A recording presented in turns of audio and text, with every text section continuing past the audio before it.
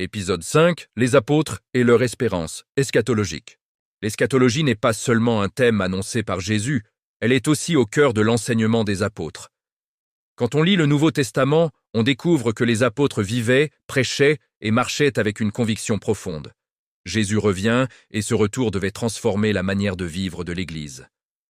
L'attente du retour de Christ n'était pas une idée lointaine, encore moins un sujet décoratif dans les épîtres. C'était le moteur de la foi, la motivation de la persévérance et la base de la sainteté chrétienne.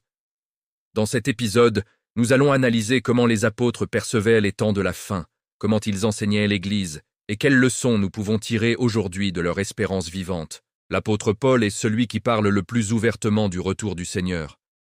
Dans Tite 2,13, il appelle ce retour la bienheureuse espérance. Pour Paul, l'Église n'est pas seulement un peuple sauvé, c'est un peuple qui attend. Il écrit aussi « Car le Seigneur lui-même a un signal donné à la voix d'un archange et au son de la trompette de Dieu descendra du ciel. » 1 Thessaloniciens 4, 16. Ce passage est l'une des révélations les plus puissantes sur l'enlèvement de l'Église. Paul ne parle pas comme un philosophe qui réfléchit à une possibilité future, mais comme un homme convaincu qui transmet une vérité révélée personnellement par le Seigneur. Il dit même « Voici, je vous dis un mystère. » 1 Corinthiens 15, 51. L'Église primitive vivait chaque jour comme si Jésus devait revenir à n'importe quel moment. Pierre, de son côté, souligne la nécessité de rester vigilant et saint. Dans 1 Pierre 4, 7, il écrit « La fin de toute chose est proche.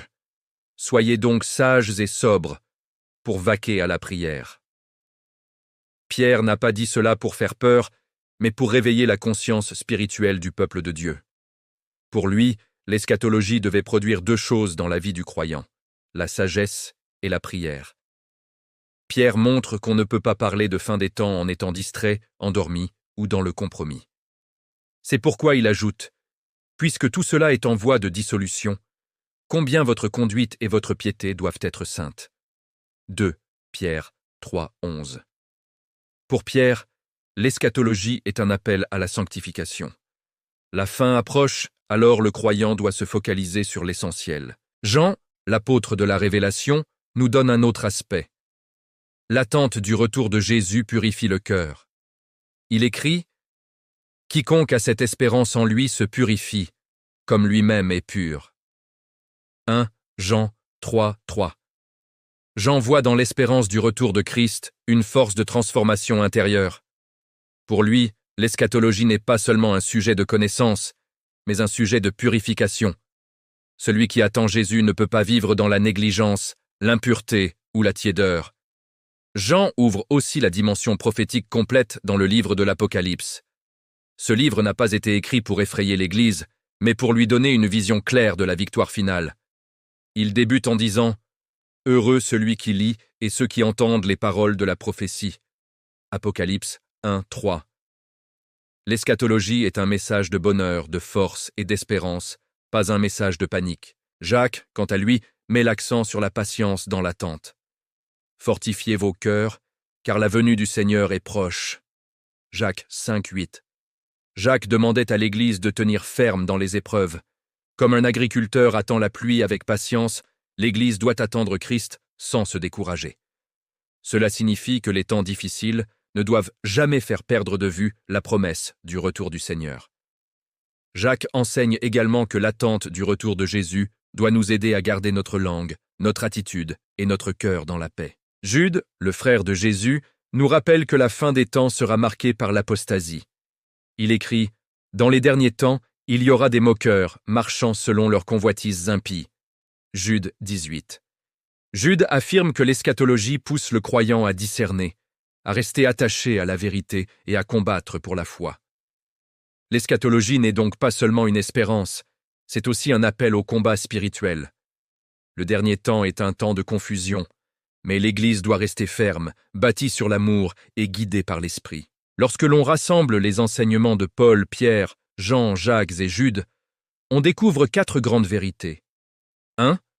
Les apôtres croyaient fermement au retour imminent de Jésus. 2.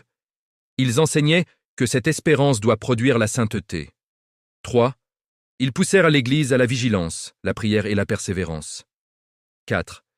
Ils considéraient l'eschatologie comme une source de force et non de peur. Aujourd'hui, plusieurs chrétiens connaissent les prophéties, mais ne vivent pas l'espérance. Beaucoup lisent l'Apocalypse comme un livre mystérieux, mais oubliant qu'il commence par la promesse d'une bénédiction. L'objectif de cet épisode est de te ramener dans la mentalité apostolique. L'Église est un peuple qui attend. Tu ne peux pas marcher avec Dieu comme les apôtres si tu n'attends pas Jésus comme eux. L'eschatologie doit influencer ta manière de penser, de prier, de servir et de vivre. Conseil pratique. Cultive la vigilance spirituelle en évitant la distraction. Passe plus de temps dans la prière, car les apôtres liaient constamment prière et fin des temps. Choisis la sainteté chaque jour, car attendre Jésus exige un cœur pur.